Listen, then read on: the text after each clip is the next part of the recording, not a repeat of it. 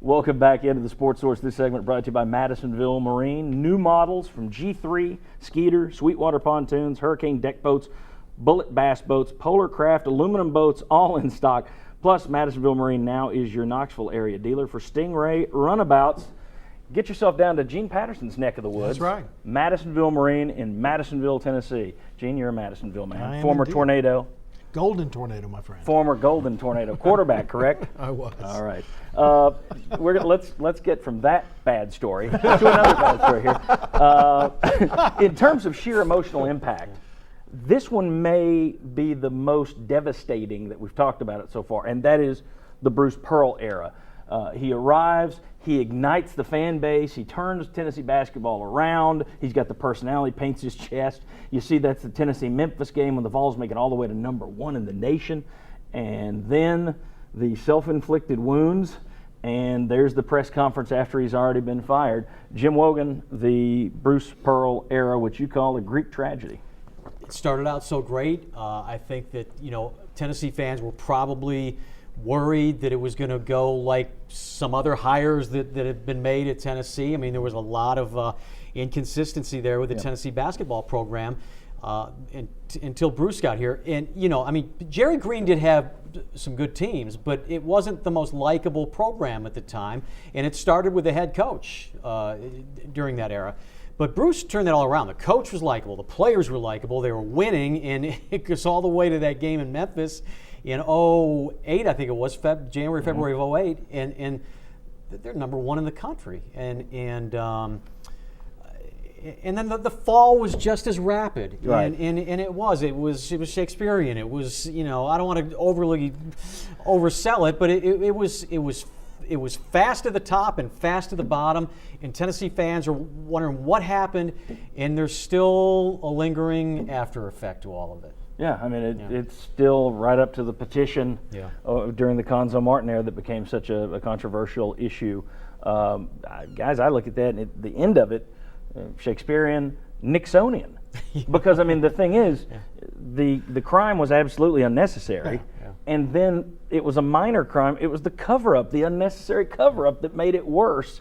And the sad thing is, you look at it and the blame goes back to one guy, and it's just unnecessary. But to have a guy that was up here just cut his own legs out like that, just a heartbreaking story for Tennessee fans. Well, I mean, it was a heartbreaking story for Tennessee fans because basketball was interesting again. And yeah, Jerry Green went to 4 NCAA tournaments and nobody seemed to care. Then before him, you had the Kevin O'Neal, and I mean, it was kind of boring. And people thought Conzo Martin was boring. So you went through, and then Wade Houston, such a long period of it being bad. It was fun, it was exciting, and you had this guy out there who was such a big face of it. And I'll tell you what, around my house, Tennessee basketball became an event again for us to sit and watch the games on television. And I've told John this, my family, I still have people, they're done with it. If Bruce Pearl's not there, if it's not Bruce Pearl, I'm not watching. And John, the downer here is there aren't a lot of Bruce Pearls out there. People say, well, you need somebody with a personality. Name me another coach that takes the shirt off as much as he does and gets in the dunk tanks and does what you're just not going to find something like that. So it set the bar at a place that I don't know if Conzo Martin couldn't live up to it. I don't know if Donnie Tyndall's going to be able to live up to it. At some point, folks are going to have to get over it, but I don't see that happening anytime soon. No, and you go back to what Jim said about Peyton Manning, and that was you talk about somebody who gets it. You talk about somebody thriving in basketball in a football part of the country, and that's someone who goes and just heaps praise on everybody else's program, and then says, and we hope that after you cheer on the Lady Vols and the Volunteers and everything, we want you to come then watch the Tennessee basketball team.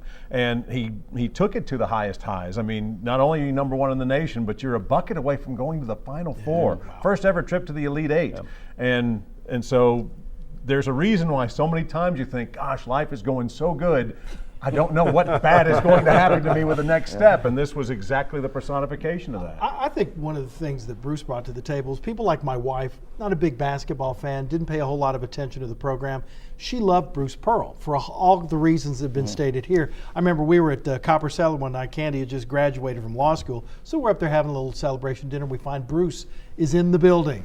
Well, my wife, without even a hesitation, gets up and grabs her daughter, drags her over to Bruce, says, "Take a picture with us." She just graduated law school, and of course, Bruce, hey, you know. So we got these great, and that was that was sort of the beauty and secret to Bruce Pearl. Bruce liked taking pictures. He loved that also got him in trouble.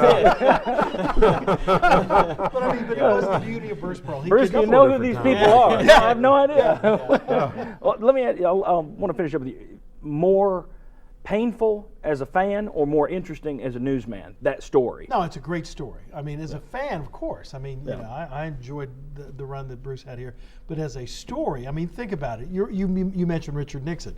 Right. I mean, you know, Nixon was a brilliant man. He did a lot of great things for this country. He will be remembered, at least in history, for what he did wrong in terms of the cover-up, and that's exactly. Still, a lot of people still argue, well, Bruce, he took a kid over to his house for a barbecue.